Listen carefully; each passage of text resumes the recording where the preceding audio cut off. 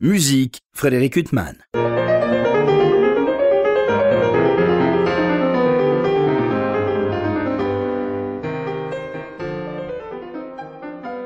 Bonjour Frédéric Huttman au micro, j'ai le plaisir de vous retrouver pour un nouvel entretien. Aujourd'hui j'ai l'immense plaisir de recevoir Bruno Procopio. Bonjour. Bonjour Frédéric. Alors bien sûr vous êtes claveciniste et puis on va parler de clavecin, on va parler d'orchestre, on va parler de Bach, des variations Goldberg, on va parler de l'orchestre Rameau que vous avez constitué, on va parler du label Parati que vous dirigez, beaucoup de choses. On va commencer par les variations Goldberg de Bach. Vous venez de faire paraître cette œuvre au clavecin pour votre label Parati. Alors on est frappé d'emblée, Bruno, quand on écoute ce disque, déjà par l'aria, que vous prenez à un tempo assez vif, comme du reste beaucoup de variations de cette œuvre, et avec un rythme auquel on n'est pas habitué. Et alors, penchez-vous et penchons-nous sur la partition, Bruno. Cette liberté rythmique que vous avez, elle s'est imposée à vous? Je vois que vous êtes très pointilleux dès le matin. Donc, c'est très bien de parler des choses précises pour commencer l'entretien. On est frappé d'emblée par ça, puisque on écoute c'est bien aria, vrai. et Dieu sait si on l'écoute, et on l'a écouté, cet aria, et d'emblée on est frappé par ça. C'est ça. Donc, pam pam bradapi pam piram piram, et je fais pam piram piram parce que c'est écrit ainsi. Il y a des petites notes et des notes réelles. Donc la plupart des musiciens jouent les petites notes qui sont notées d'une manière ornementale sur le temps. Et je le fais comme c'est écrit avant le temps. Il y a même une sonate pour flûte de Bach en mi majeur que c'est écrit à peu près de la même manière et qu'on la joue pas comme les variations Goldberg, comme les versions qu'on est habitué.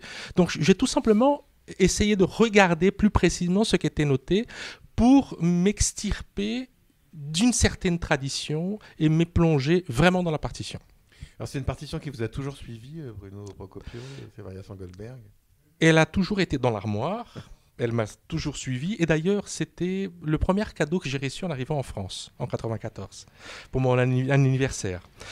Et donc, j'ai déchiffré. Évidemment, j'ai joué la plupart des pièces. Cadeau, c'est la partition. La partition, c'est ça. Pas un disque. Non, la partition.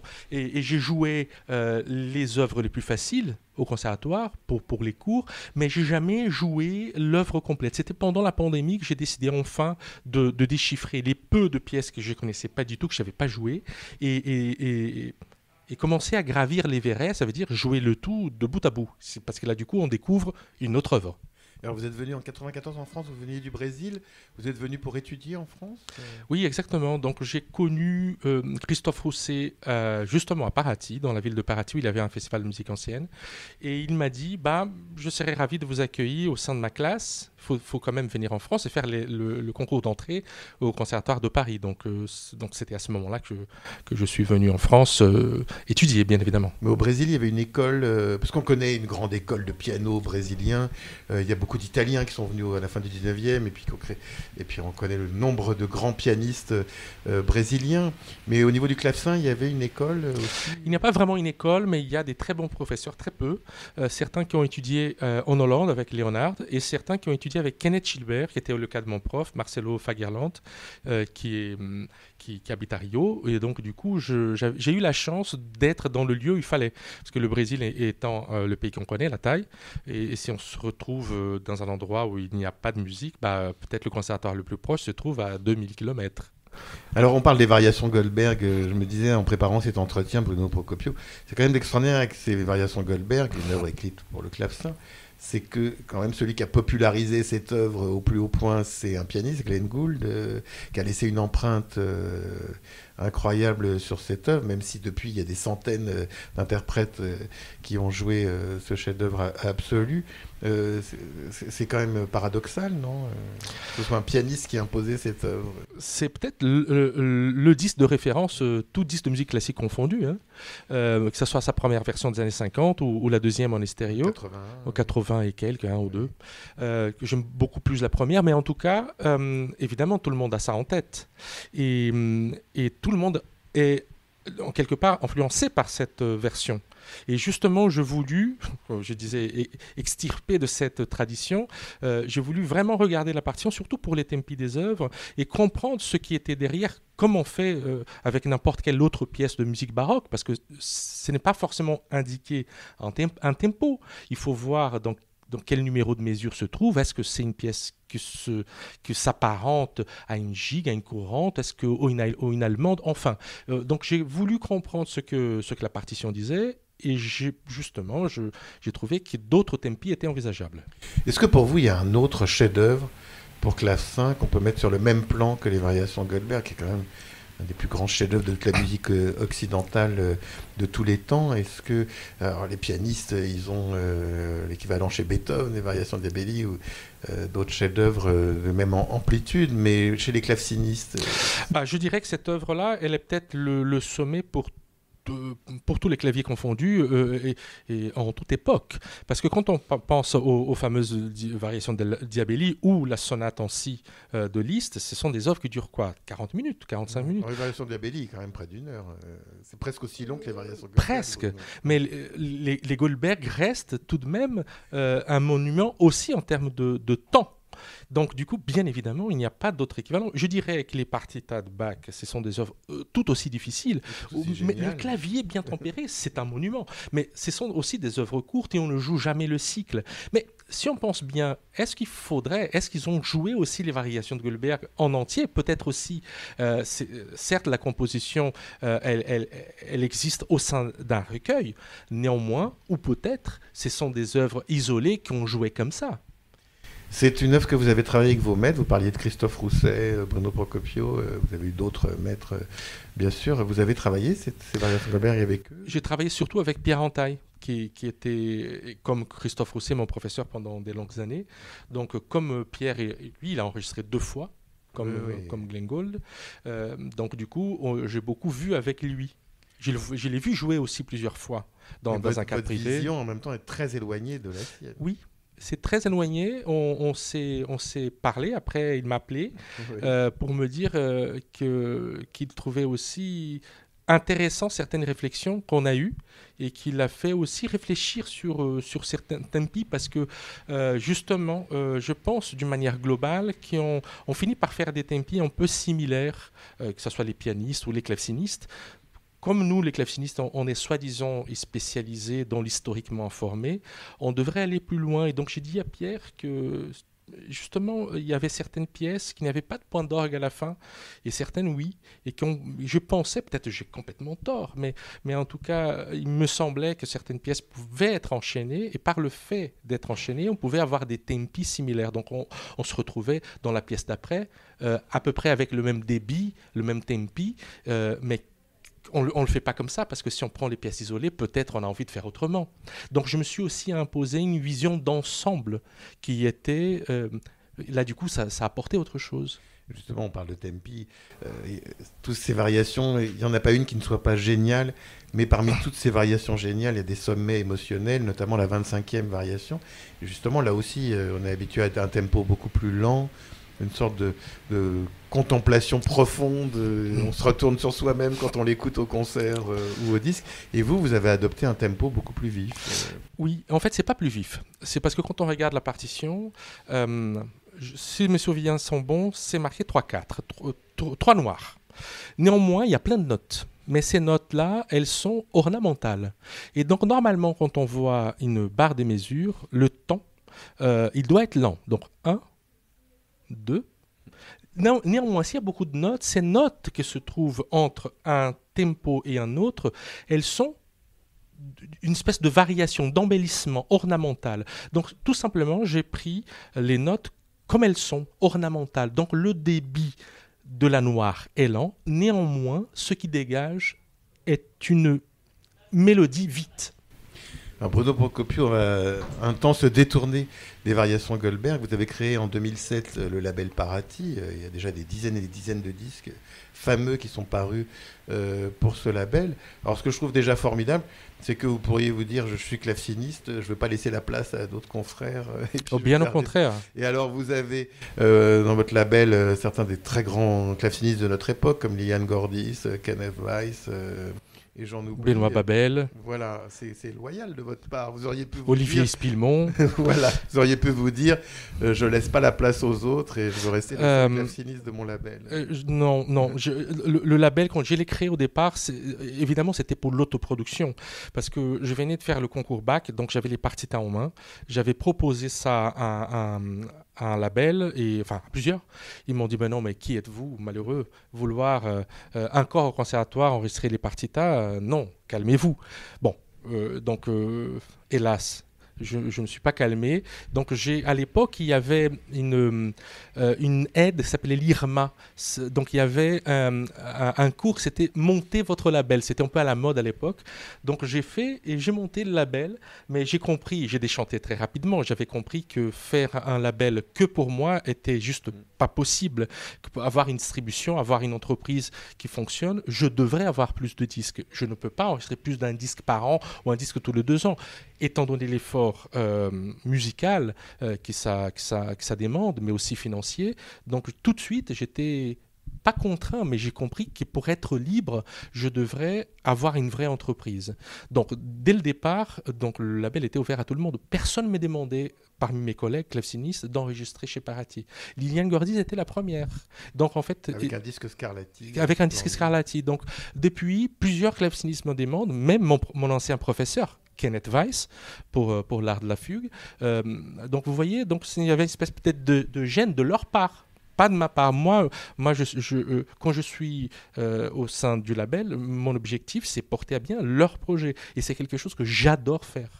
Au demeurant, j'ai eu le plaisir de recevoir Liliane Gordis il y a quelques semaines pour évoquer son disque bac qui est absolument splendide.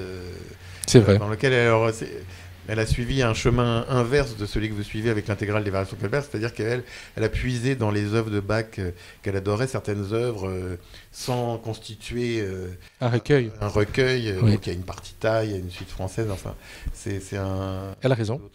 Oui. Elle a raison, parce qu'il faut enregistrer ce qu'on aime, ce qu'on joue bien. Elle a tout à fait raison, et c'est pour ça que son disque est vraiment très beau. Alors vous, ces variations Goldberg, vous les avez enregistrées sur un clavecin qui est une reproduction ? C'est ça, une reproduction, oui, d'un instrument flamand. Parce que c'est mon clavecin et c'est un instrument sublime. Et pour cette œuvre-là, il faut avoir un instrument qui soit bien parlant et surtout qu'on maîtrise bien. Il ne faut pas arriver comme ça et essayer de le jouer... de le maîtriser, il faut bien connaître son instrument. Alors justement, c'est quelque chose de très mystérieux. Pour moi, là, vous m'annonciez hors micro que vous allez faire une tournée au Brésil, Bruno Procopio, dans une vingtaine de villes. Vous vous retrouvez avec des instruments que vous ne connaissez pas. Déjà, pour un pianiste, c'est compliqué. Oui. Mais bon, il y a quand même quelques marques qui dominent, Böschendorfer, et quelques autres, Schimmel, Bechstein. Mais vous, les clavecinistes, vous vous retrouvez avec un choix démentiel. Et oui. En même temps... qui peut être très réduit. Oui, c'est extrêmement complexe. Et la plupart du temps, ces types de tournées, c'est plutôt réglage de clavecin et pas concert de clavecin. C'est qu'il faut déjà assurer que l'instrument puisse marcher. Donc, qui en est un déjà Qui en est un, c'est sûr que j'aurai. Je sais où ils sont. Et c'est des instruments normalement de bonne facture. Néanmoins, c'est des instruments qui ne sont pas forcément entretenus. Donc la difficulté du clavecin, c'est que c'est un instrument délicat et qui est changeant. Donc du coup, il faut vraiment bien régler pour avoir quelque chose qui marche. Donc c'est... fort heureusement, la plupart des clavecinistes aujourd'hui savent régler leur propre instrument, mais ça prend du temps. Donc il faut toujours arriver la veille pour passer une journée à faire du réglage. Ça, c'est certain. Parce que contrairement au pianiste, c'est vous qui réglez votre instrument. En France, il y a des gens très compétents. Mais quand on fait une tournée au Brésil, forcément, non, pas vraiment. Donc il faut faire soi-même. Ah oui, donc ça s'ajoute. Et alors, au niveau du répertoire, ce sera les variations Goldberg ? C'est ça sera les variations Goldberg, avec une projection d'un film qui a été fait pour moi. qui est déjà synchronisé avec ma version. Il faudrait un jour comparer tous les enregistrements. Vous pouvez faire des variations Goldberg sur des clavecins qui soient aussi différents les uns des autres. Bah oui, et d'ailleurs, la plupart du temps, les variations Goldberg sont enregistrées sur des clavecins allemands et très rarement sur des instruments flamands. Mais bon, l'avantage des instruments flamands, c'est que c'était à l'époque la facture la plus répandue. Donc on peut jouer du Scarlatti. Et ça, c'est correct parce que Maria Barbara, elle en avait plusieurs dans sa collection privée. Et dans l'entourage de Bach, que ce soit en Allemagne, aussi. Donc les instruments flamands, comme en France d'ailleurs, les instruments français, ce sont des agrandissements des instruments flamands. Donc finalement, l'instrument flamand est peut-être l'instrument standard, c'est du Steinway de l'époque. À quel moment on se dit je peux les enregistrer ces variations Goldberg parce que c'est tellement inépuisable cette œuvre, puis vous devez changer tous les jours votre interprétation d'une œuvre d'une telle dimension. Je ne change plus. Mais les enregistrer, c'est moins dangereux que les jouer en concert. Parce qu'on connaît son instrument, on a du temps, on se fait plaisir, on refait. Donc le cadre du disque, il faut sublimer par cette répétition qui est l'enregistrement, une idée. Donc c'est le cadre idéal. Donc ça va. Quand on a l'habitude et qu'on connaît l'œuvre, quand on sait ce qu'on souhaite dire. Le plus difficile, c'est faire la même chose dans la condition du concert, avec une salle qui peut-être trop sèche, un instrument qui ne sonne pas assez et qui est mal réglé. Là, du coup, il faut trouver une force d'esprit et même physique pour pouvoir surpasser cette difficulté. Justement, vous disiez que vous les avez enregistrés sur un clavecin qui vous appartient, Bruno Procopio. Comment ça se passe un claveciniste en fonction des époques, en fonction des œuvres, en fonction de l'origine du compositeur, il va choisir de jouer sur tel ou tel clavecin. Comment ça se passe Vous donnez plusieurs compositeurs lors d'un concert. La plupart du temps, je n'ai pas le choix des instruments. Donc déjà ça, mais si je dois choisir, à grosso modo, nous avons deux familles d'instruments. Évidemment, il y a le clavecin italien, qui est un instrument très particulier, qui a existé pratiquement qu'en Italie, à un clavier, et qui pendant presque 3 siècles et demi, il n'a pas bougé. Donc, mettons l'Italie à part. D'une manière globale, nous avons les instruments du XVIIe siècle et les instruments du XVIIIe siècle. Aussi pour une question des tessitures, c'est qu'au XVIIe siècle, on jouait la note la plus grave étant le sol, la note la plus aiguë étant le do ou le ré, et quand on arrive à partir des années 20-30 du XVIIIe siècle, le clavecin il a grandi pour faire fa 5 octaves. Donc du coup, on est contraint d'avoir des grands instruments. Donc je dirais que c'est ça la différence déjà en entrée de jeu. C'est avoir déjà un instrument avec la bonne tessiture. On va parler également de votre orchestre, de l'orchestre que vous avez constitué, Bruno Procopio. Cet orchestre Rameau, il est né quand cet orchestre ? Il est né il y a 3 ans. Donc le jeune orchestre Rameau, c'est un rêve depuis de longues années, créer un orchestre, évidemment sur instrument d'époque, pour jouer avec la formation que Rameau avait à l'Académie royale de musique vers 1750. Chose qui est complètement inhabituelle parce Pourquoi Rameau Parce que Rameau, je joue, j'écoute, il vit en moi tous les jours. Quand vous étiez au Brésil, il vous nourrissait, Rameau Non, je connaissais peu Rameau quand j'étais au Brésil, mais depuis que j'ai connu son œuvre, c'est quelque chose qui est très important pour moi, qui est partie, on va dire, constituante de mon quotidien. J'ai un dialogue avec ces compositeurs, bien plus d'ailleurs que Bach.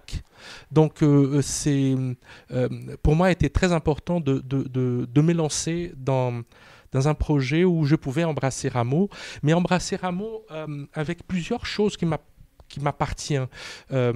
Évidemment, l'envie de faire du Rameau, l'envie de faire un orchestre monumental, et quand je dis monumental, l'orchestre d'époque avait 11 violoncelles, tous les vents doublés par 2, donc 4 hautbois, 4 bassons. Donc on est dans une structure grande. Mais j'ai voulu aussi faire ce que j'avais fait au sein du Systema des orchestres du Venezuela, à savoir avoir un orchestre des jeunes de très haut niveau. Donc c'était ça le but ultime pour moi, c'est donner la place aux jeunes, mais pas un orchestre tout simplement académique comme on connaît certains orchestres en France, mais un orchestre d'excellence avec des gens qui viendraient du monde entier et qui seraient, on va dire, aptes et qui souhaitaient embrasser cette musique. Et donc il y a des musiciens du monde entier Oui, quand on a constitué l'orchestre, il y avait 22 nationalités représentées et des gens qui sont venus des 18 pays. Et alors, comment ça se passe, les répétitions? Donc nous avons une salle de résidence qui est l'endroit d'accueil qui est à la boiserie de Mazan. Mazan, une petite commune au pied du mont Ventoux, qui a une salle de concert absolument incroyable où nous sommes en résidence. Donc ça permet de faire cette semaine de rencontres et commencer le projet à Mazan. Et en quelle langue vous dirigez les musiciens? Toujours en français. Beaucoup de gens parlent espagnol, donc c'est très étonnant parce que comme on a ouvert pour des candidats du monde entier, il y avait beaucoup de Sud-Américains, mais beaucoup de Sud-Américains qui sont déjà en Europe, donc soit en Belgique et aussi en Suisse. Donc je ne savais pas que j'allais retrouver tant des bons musiciens qui parlaient espagnol. Et comme nous avons le partenariat avec le Sistema des Orchestres du Venezuela, on a accueilli 7 musiciens qui sont venus de Caracas. Donc il y avait quand même beaucoup de hispano dans l'orchestre. Donc français, anglais, espagnol. Mais alors même aujourd'hui, vous arrivez à travailler avec Caracas, malgré la situation du pays? La situation du pays est compliquée, mais étonnamment, ils maintiennent le partenariat. Et cette année, on a eu encore des gens qui sont venus de Caracas. C'est difficile, c'est de plus en plus difficile, mais là, par exemple, j'irai en mars, la 3e semaine de mars, j'irai diriger l'Orchestre Simón Bolívar à Caracas dans la grande symphonie numéro 9 de Schubert, où je rêve depuis des années. Donc, alors ça, on aimerait bien l'écouter. Ah oui, ça, j'aimerais bien aussi le faire. Je commence le travail, c'est quelque chose qui me fait vraiment rêver. Donc cette relation avec le Sistema, elle dure depuis plus de 10 ans. Donc en 2012, j'avais enregistré avec eux le disque qu'on a nommé Rameau in Caracas, qui était, on va dire, mon premier enregistrement avec la musique de Rameau en orchestre. Ouais.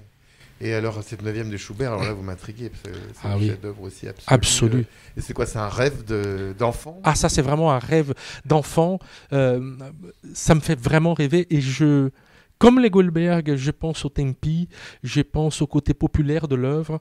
Il y a plein de choses qu'on peut encore exploiter dans cette musique, dans la lignée, on va dire, historiquement informée, dans la fraîcheur, dans la vivacité de tempi, dans le rapprochement avec la musique presque populaire ou d'inspiration populaire. Donc je compte les jours pour y aller. Et vous pensez qu'il pourrait y avoir un enregistrement pour votre label, pour notre entreprise, de cette 9e de Schubert? Ça, ce serait un rêve pour nous. Pour moi, ce serait un rêve aussi. Mais déjà, pour le Rameau in Caracas, j'ai été invité pour faire 2 heures de Rameau avec le Bolivar à Caracas. Et donc, ça a très bien marché. Donc, l'année d'après, je suis revenu pour faire l'enregistrement. Donc, encore une semaine de travail, plus de disques. Donc, c'était d'abord l'essai. Donc, avec l'orchestre, il faut déjà que ça marche.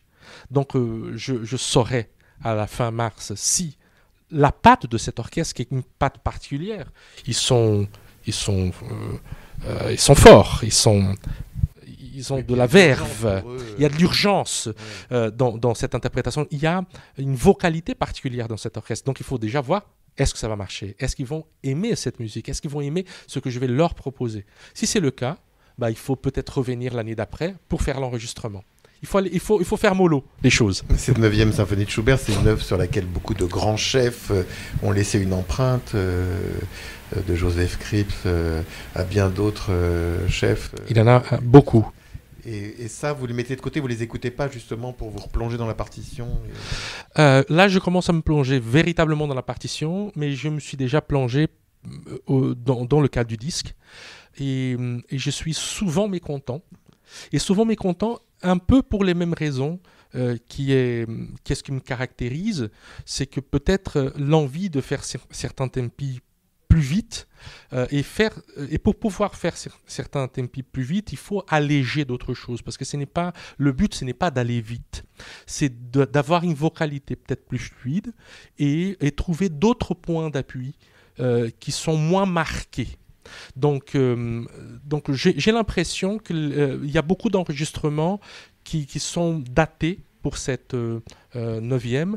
Il y a tout de même l'enregistrement sur instrument d'époque de Bruno Weil qui date déjà d'une 20aine d'années, qui est exceptionnel. Et Jordi Savall vient de l'enregistrer. Donc ça vient de sortir il y a à peu près un petit mois, une version très intéressante. C'est un sujet inépuisable que ce tempo, parce que je songe, cette symphonie elle est sublime de bout en bout, mais il y a quand même son mouvement lent, bouleversant. Absolument. Et là, le tempo doit être extrêmement difficile à trouver. Justement, c'est à la fois une sorte de marche et en même temps, c'est quand même un mouvement lent, une émotion. Il va falloir trouver des oboïstes et des clarinettistes avec un poumon gigantesque. Eh ben, on a hâte. On va revenir aux variations Goldberg. Alors, le hasard fait que votre label Parati a publié une version que j'aime énormément. C'était inattendu. C'est par Fanny Vicens, qui est une merveilleuse musicienne, accordéoniste, qui a enregistré ces variations Goldberg à l'accordéon. Donc, c'est une version que vous avez publiée pour votre label, qui ne vient pas concurrencer la vôtre, qui vient la compléter. Ce qui est incroyable avec cette œuvre, c'est qu'elle peut jouer comme ça, peut être jouée comme beaucoup d'œuvres de Bach sur des instruments si différents. Et justement, elle peut jouer, parce que la plupart du temps, c'est à deux voix, donc elle n'avait pas besoin de faire un arrangement, donc elle joue la partition telle qu'elle. Et c'est une version que j'aime énormément. Au label, il y avait déjà une autre version à deux guitares avec Sébastien Linares. Donc là, c'est la troisième version. Là, c'est la troisième version du label pour le Goldberg. Donc deux guitares, accordéon et clavecin. Qu'est-ce qui fait, enfin ça aussi c'est une question insoluble, que dès qu'on entend du Bach, à la fois on est ému, et puis ça suscite quand même une joie, une euphorie. Enfin, il y a quelque chose chez Bach qui est incroyable. Moi, je ne trouve pas d'équivalent quand même. Malgré tous les compositeurs qu'on aime, qu'on admire, tous ces autres génies, il y a quelque chose chez Bach, une vitalité, quelque chose qu'on ne trouve pas ailleurs. Et là, je partage le même avis. Et je pense que malgré que l'œuvre soit construite par des procédés extrêmement savants, codifiés, même pétris, qui est à la base de la musique du XVIIIe siècle, avec des canons de composition presque figés, malgré tout cela, il y a ce que vous venez de dire. Il y a une joie, une force qui doit être, à mon avis, la première source d'inspiration. En tout cas, elle est pour moi. Parce que le compositeur, en tout cas tous ceux du XVIIIe siècle, il avait ces carcans, cette manière de composer lors du choix. Qu'est-ce que je vais faire ? Je vais faire une danse. Quelle danse ? Quelle structure ? Est-ce que c'est une fugue ou est-ce que c'est juste une sarabande ? Donc, ce sont d'autres modèles. Néanmoins, l'émotion et la vivacité doivent être, pour moi, le point d'attache. Et donc, quand j'ai choisi aussi Mes Tempi, c'était aussi en pensant à ça. Pour moi, ça devrait être exultoire, cette volonté de donner de la vie et une espèce d'énergie débordante pour ne pas rester dans le côté analytique de l'œuvre. Et puis, je m'interrogeais aussi sur cette œuvre, parce que cette œuvre géniale de bout en bout, elle commence par cet aria, elle se termine par cet aria. Je ne vois pas d'équivalent d'œuvre avec variation qui se termine comme ça avec le thème rejoué à la fin. C'est quand même quelque chose, une idée ahurissante aussi. Parce que ce n'est pas vraiment une variation. C'est toutes les variations, on va dire, à partir du XVIIIe siècle, on va dire de l'époque classique, il y a un thème et on varie le thème, donc on varie la mélodie. Donc il y a de plus en plus on va dire, d'embellissement, d'ornement autour d'une mélodie. Bach n'a pas voulu faire ainsi. Il a créé un modèle, ça veut dire qu'il a créé un nombre de mesures, il a créé une tonalité, et donc certes il fait des canons, donc c'est une manière d'écrire, on va dire, le contrepoint, mais il ne fait pas la variation de la mélodie. Chaque pièce, elle a son esprit qui lui identifie en tant que tel, juste en respectant le même nombre de mesures et la tonalité. Donc finalement, rajouter la pièce à la fin, donc l'aria, c'est comme revenir au point de commencement, ça veut dire pas l'œuvre la plus simple, parce que tout simplement, c'était une pièce déjà extrêmement ornée, la première. Donc, vous voyez, ce n'est pas une évolution d'une mélodie, mais c'est l'évolution d'un modèle. Bruno Procopio, comment on se sent quand on joue cette œuvre au concert à la fin on est dans quel état ? Si ça se passe bien ou ça se passe mal ? Disons que ça se passe bien. Quand ça se passe bien, comme tout concert, on est gagné par une force et un regain de force. Et d'autant plus la difficulté de cette œuvre-là et le besoin que nous avons en termes de concentration pour pouvoir accomplir la mission. Donc, quand on arrive à rentrer dans dans ce flux. On arrive à la fin, c'est comme si on pouvait encore recommencer, la donner à nouveau. La difficulté, c'est quand ça se passe mal. Ça veut dire quand l'instrument ne sonne pas bien et quand on sent en difficulté, là du coup physiquement ça devient, on va dire, pénible. Donc il faut rentrer dans un cercle vertueux, de se concentrer, pas dans les difficultés, mais essayer d'être dans ce flux de beauté. Ça, c'est quelque chose qui m'a toujours intrigué. Vous dites quand ça se passe mal. Nous, quand on est spectateur, quand on va écouter un artiste qu'on aime, on sort heureux. Et puis on va le voir après le concert. Et qu'il est mécontent. Et il est mécontent. Oui. Nous, on n'a pas très bien compris pourquoi, parce qu'on a adoré ce concert. C'est aussi la perception, elle est quand même très différente. Et c'est horrible. À l'auditeur. C'est terrible. Mais c'est même pas de l'hypocrisie. On va voir un. C'est terrible. On lui dit c'était formidable, et lui, il est mécontent. Quand ça se passe bien, c'est plutôt merveilleux. Quand ça se passe mal, c'est malheureux. J'enregistre souvent mes concerts et parfois, il y a certains passages où je ne me sentais pas vraiment bien et je réécoute l'enregistrement, mais j'ai dit, mais c'était super. Pourquoi j'avais cette impression? Donc, c'est extrêmement subjectif. Donc, c'est aussi un travail sur soi, de ne pas être à l'écoute de soi, mais être plutôt dans la générosité, parce que vous avez tout à fait raison, ce que on perçoit d'extérieur, ça ne correspond en rien à la sensation que nous avons de l'intérieur. Alors ces variations Goldberg, vous les portez depuis plusieurs mois, vous allez les donner en concert au Brésil et ailleurs, et après vous allez les quitter pour un temps, ou elles vont vous accompagner encore et vous allez aborder d'autres répertoires mais en les gardant de côté? Comment ça se passe? J'ai eu l'opportunité d'avoir un film qui a été fait et créé pour moi d'une peintre espagnole d'exception qui s'appelle Ana de Alvear et qui a fait à partir d'une peinture monumentale qu'elle expose dans des grands musées du monde entier, qui s'appelle Vortex. Et donc elle a créé une animation de cette peinture. Donc j'ai donné mon enregistrement et le film était fait en synchronisation avec ma version. Donc évidemment je peux bouger un peu, mais nous avons là une espèce de voyage autour des galaxies, autour des variations Goldberg, pour donner aussi une autre dimension. Donc l'objectif, c'est à partir de la tournée au Brésil de mettre ça vraiment dans le répertoire principal pour moi, avec cette version de la projection. Donc j'espère pouvoir donner beaucoup ça en tournée un peu partout avec la projection, et j'espère d'ici 2-3 ans me dire que je joue ça avec les doigts dans le nez, même en me réveillant à 3h du matin. C'est ça l'objectif pour le moment. Très bien, on vous attend, on vous appellera à 4h pour savoir si c'est ça, c'est vrai. Les variations Goldberg. Comme Goldberg d'ailleurs avec son claveciniste. Voilà, selon cette fameuse légende. Exactement. Et ce film, alors on pourra le voir comment ça se passe? C'est un film qui est en fait une peinture donc la peinture, ce sont 2 galaxies, donc ce sont des étoiles, et donc la peinture, elle devient une animation. Donc pour pouvoir voir le film, il faut aller au concert, parce qu'il n'y a pas trop de sens, parce que non, c'est comme ça a été conçu pour faire une projection en 3D. Donc je pourrais par exemple la faire, donc d'ailleurs à la salle que j'aimerais bien la faire à Paris, à l'atelier de lumière, donc en 360 degrés. Donc c'est une peinture qui va avoir une projection en immersion. Donc il ne faut pas regarder les détails, mais on est inondé de cette peinture qui bouge. Alors récemment à Paris, on a pu entendre un pianiste pour qui j'ai beaucoup d'admiration, Andras Schiff, donner des concertos de Bach. Il a étudié avec George Malcolm, vos illustres prédécesseurs, Bruno Procopio. Oui, il y a des pianistes qui viennent vous voir en vous demandant des conseils d'interprétation pour jouer du Bach ou d'autres compositeurs, Rameau par exemple. Je donne des cours, des masterclass dans beaucoup de grandes universités, que ce soit en Amérique du Sud et ailleurs, dans des festivals d'été et même au conservatoire de Pékin. Et la plupart du temps, ce sont des pianistes.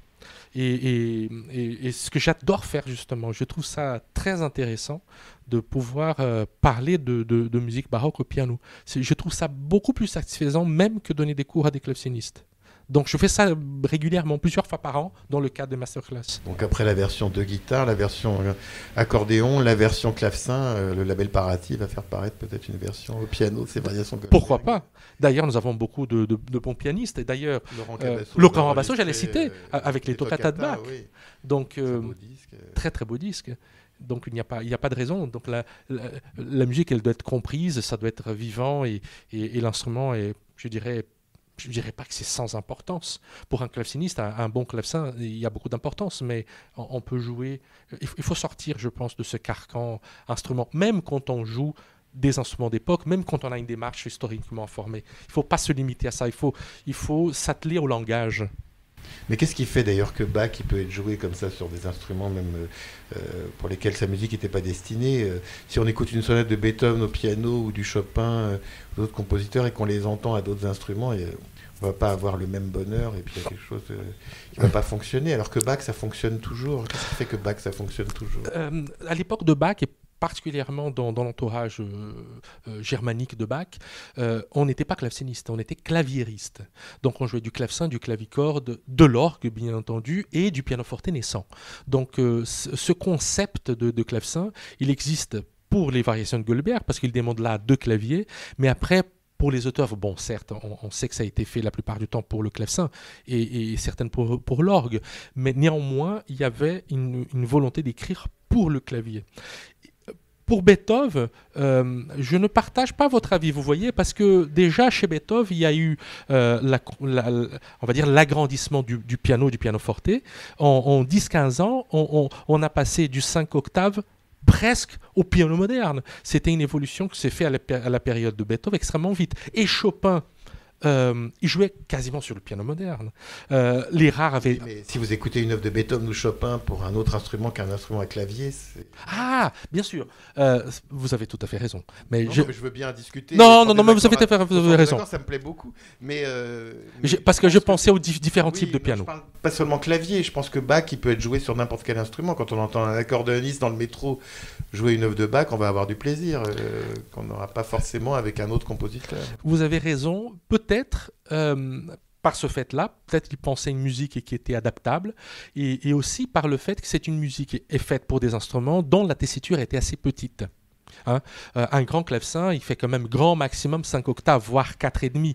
Donc nous ne sommes pas là sur des instruments comme le piano moderne.